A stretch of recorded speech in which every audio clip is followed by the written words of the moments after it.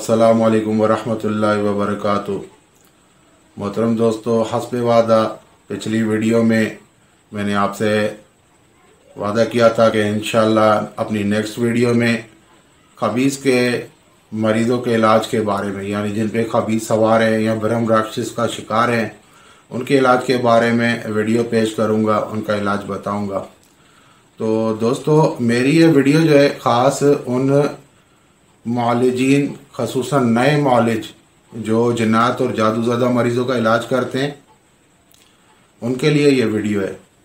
दोस्तों, वामिल हजरात जो जिन्नात या जादू के इलाज में अभी इस मैदान में नए दाखिल हुए हैं, नए उतरे हैं इस मैदान में, तो ये वीडियो उनके लिए बहुत अहम और ज़रूरी है। दोस्तों, खबीस जब भी मरीज़ पर हाजिर होता है तो उसके पास बैठे लोगों के ऊपर एक दहशत की कैफियत तारी हो जाती है, खौफ की कैफियत तारी हो जाती है। और ये कैफियत अक्सर आमिल लोग जो होते हैं, जब वो मरीज़ पे हाज़िरी करते हैं या मरीज़ पे हाज़िरी होती है और आमिल वहाँ पे पहुँच जाता है हाज़िरी के दौरान, तो एक खौफ की कैफियत तारी हो जाती है।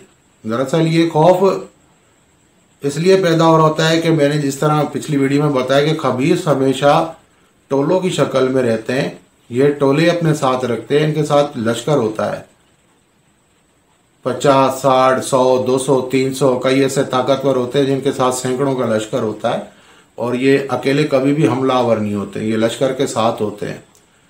तो मरीज पे जो सवार होता है वो तो होता है, लेकिन उसके साथ जो मौजूद होते हैं वो अक्सर आमलीन पे धावा बोल देते हैं और उनके हमले की निशानी यही खौफ होता है। यानी मरीज के पास जो लोग बैठे होते हैं, उनके दिमाग या वो आमिल जो उस वक्त मरीज पे पढ़ाई वगैरह करने के सिलसिले में बैठे होते हैं, तो उनके ऊपर एक खौफ की कैफियत तारी हो जाती है। जिस्म पे एक अजीब सी मफलूजियत और अजीब सा रोब, कपकपा सा तारी हो जाता है, जहन मफलूज हो जाता है, जिसकी वजह से वो घबरा जाते हैं, उनकी पढ़ाई नहीं निकलती। बाज़ औक़ात मरीज का या इलाज करते वक्त जो है आमिल का ये गला पकड़ा जाता है, ये हिस्सा पकड़ा जाता है, सख्ती आ जाती है इसमें, और आमिल से कोई पढ़ाई नहीं चल पाती है, गला खुश्क हो जाता है, मुंह खुश्क हो जाता है। तो ये असल में निशानी होती है कि ये खबीस अकेला नहीं है, इसके साथ दूसरा लश्कर मौजूद है। खबीस खुद मरीज के जिस्म में मौजूद है और बाकी का लश्कर जो है वो आमिल को रोकने की कोशिश कर रहा है, उसकी पढ़ाई में खलल डालने की और उसको डराने धमकाने की कोशिश कर रहा है। देखें, ये मखलूक जो है ये बोलती कम है और इनके जो अंदाज होते हैं हमला करने के या इनके इशारात होते हैं, उसी से इनको जो है वो समझा जा सकता है। तो ये उनका एक इशारा होता है कि इस इलाज को रोक दो और यहाँ से चले जाओ। तो ऐसी सूरत में जो होता है, आमिल को बहुत मजबूत होना, आमिल का हिसार मजबूत होना लाजमी है। अक्सर आमलीन बैठ जाते हैं पढ़ाई करने सामने कि हाँ भाई हम बस पढ़ेंगे तो मरीज पे से भी चला जाएगा, हमें भी कुछ नहीं कर सकेगा। ऐसा नहीं है। सबसे पहले हिसार की ज़रूरत होती है। आमिल को अपना हिसार करना, अपना हिसार करके फिर मरीज से पढ़ाई करना है। ये खबीस इतने चालाक होते हैं कि जैसे ही आमिल पहुंचता है मरीज के पास या मरीज आमिल के पास आता है तो फौरन उस पर हाजिर हो जाते हैं। ये भी इनकी एक टेक्निक होती है। ये टेक्निक इसलिए होती है ताकि आमिल जो है बस वो हिसार भूल जाए और खाली पढ़ाई शुरू कर दे। अब होता यूँ है कि आमिल देखता है कि अब मरीज पे हाजिरी हो गई है, मरीज पे वो चीज़ हाजिर है, तो वो उसको काटने में निकालने में लग जाते हैं, अपने हिसार की तरफ से उसकी तवज्जो हट जाती है। तो चाहे मरीज पे हाजिर हो जाए, बोले कुछ भी करे, सबसे पहले आप अपना हिसार करें, अपने जिस्मानी हिसार करें। जो भी आपके अमल में हिसार है, आयतल कुर्सी का है या हिसार कुतुबी है या कोई सा भी हिसार है, आप वो हिसार अपने जिस्म का करें। जिस्मानी हिसार करने के बाद फिर मरीज पे पढ़ाई करें और उससे बात करें। उसकी बातों पे तवज्जो मत दें, वो आपको बातों में इसलिए लगा रहा होता है कि आप हिसार भूल जाएं। आप समझें बस हाजिर हो गए आप, और क्या बस इसको पढ़ना है, इससे लड़ना है। तो अपना हिसार लाजमी होता है। ये पहली टेक्निक आप अपनी जहन में याद रखें। उसके हिसार से आपको ये फायदा होगा कि उसके साथ मौजूद दीगर मखलूक आपको कोई नुकसान नहीं पहुंचा सकेगी, कोई रुकावट, कोई बंदिश आपके अमल में नहीं कर सकेगी।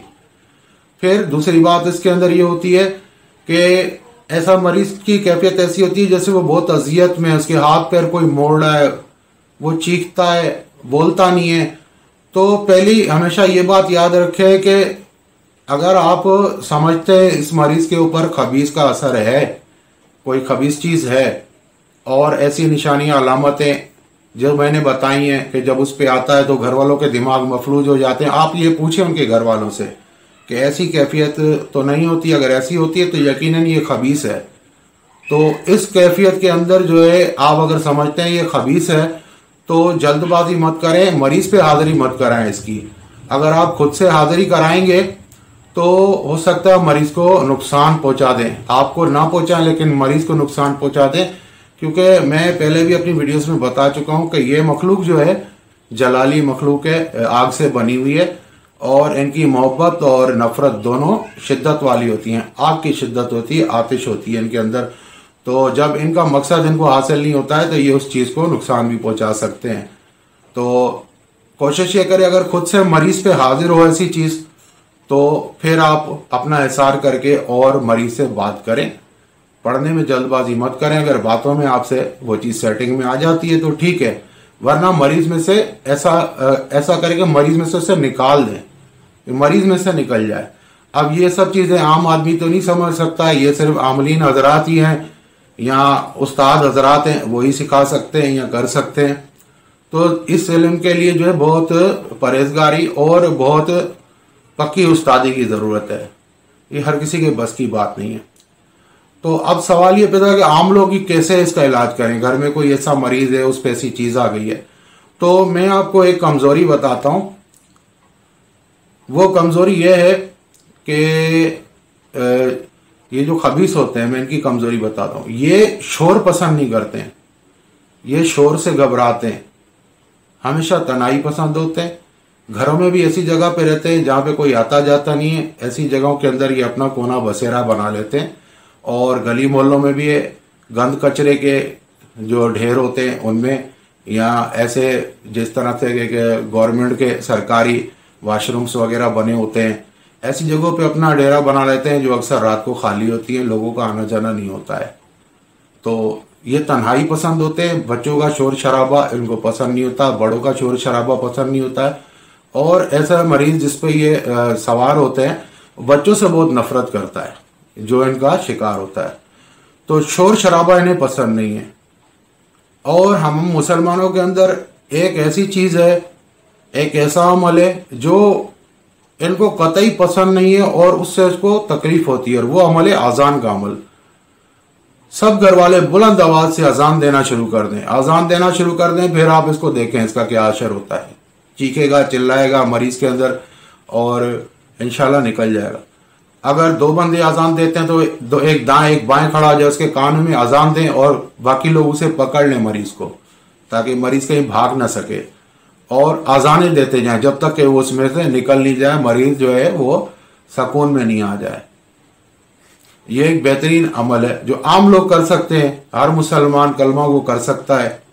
अजान तो हम मुसलमानों की जान है, हम लोगों की रूह की ताजगी है, अल्लाह का बुलावा है, और इसकी वो ताकत है कि शैतान भागने पे मजबूर हो जाता है। तो यह अजान का शोर है। और उसके अलावा जब आमलीन हजरात मरीज के ऊपर ये चीज़ खुद हाजिर करें तो पहले मरीज का भी हिसार कर दें जिस्मानी, ताकि मरीज को वो कोई नुकसान न पहुंचा सके।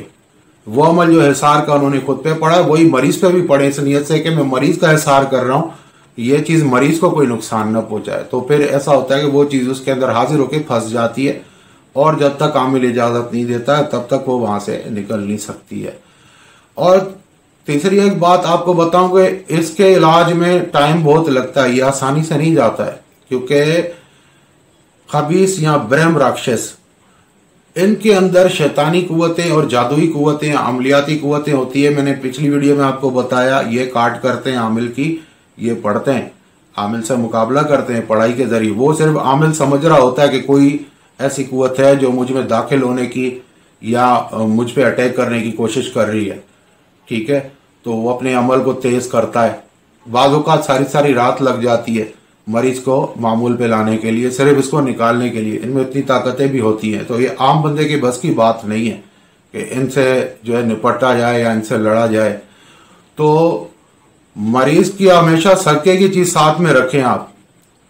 जब भी इसके इलाज के लिए जाएं तो सबसे पहले कम से कम एक जिंदा मुर्गी अपने साथ लेकर जाएं या दो लेकर जाएं, एक मरीज के सदके की नीयत से, एक अपने सदके की नीयत से, ताकि आपको कोई या मरीज को कोई जानी नुकसान न पहुंचे। और अगर वो चीज निकल जाती है तो फिर अपना एक मुर्गी का सदका वहीं पे दे, सर पे से वारें उसे 7 दफा और उनको किसी गरीब को दे दें या उसको कब्रिस्तान में छोड़ाएं, मुर्गी को जिंदा ही कब्रिस्तान के दरवाजे पे छोड़ाएं उसको सदके की नीयत से कि भाई हमने सदका दिया है, जो अल्लाह की मखलूक है ये पसंद करती है, ले ले ये सदका।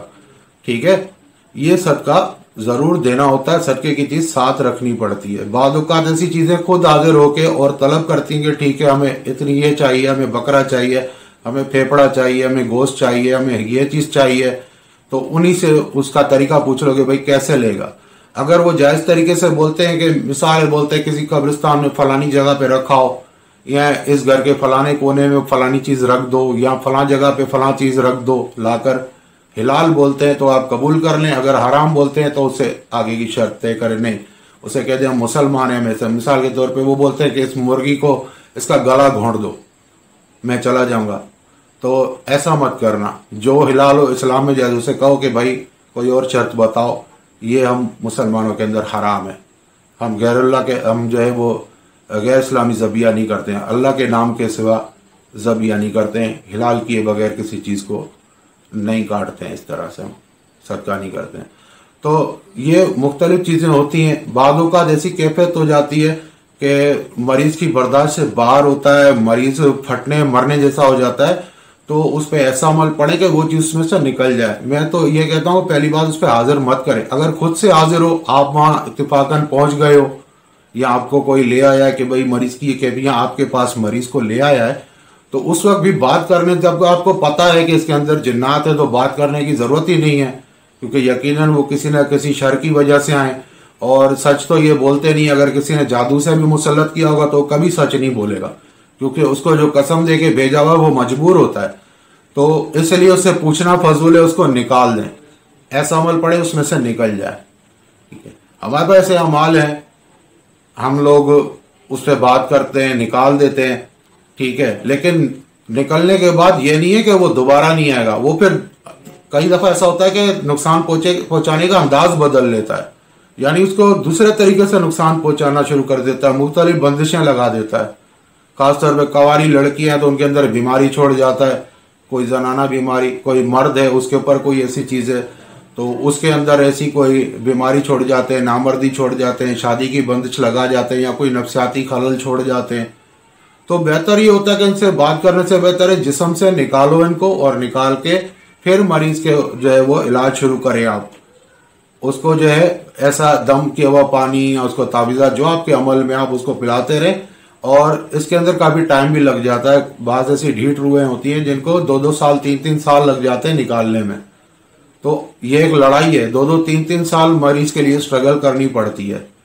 ऐसा नहीं है कि आपके पास आया, आपने फूंक मारी, हाजिर हुआ, बातचीत पूछी, कहाँ से आए हो, कौन है, किसने भेजा है, पता है, चल निकल जा, कसम लिए चला गया, ऐसा नहीं है।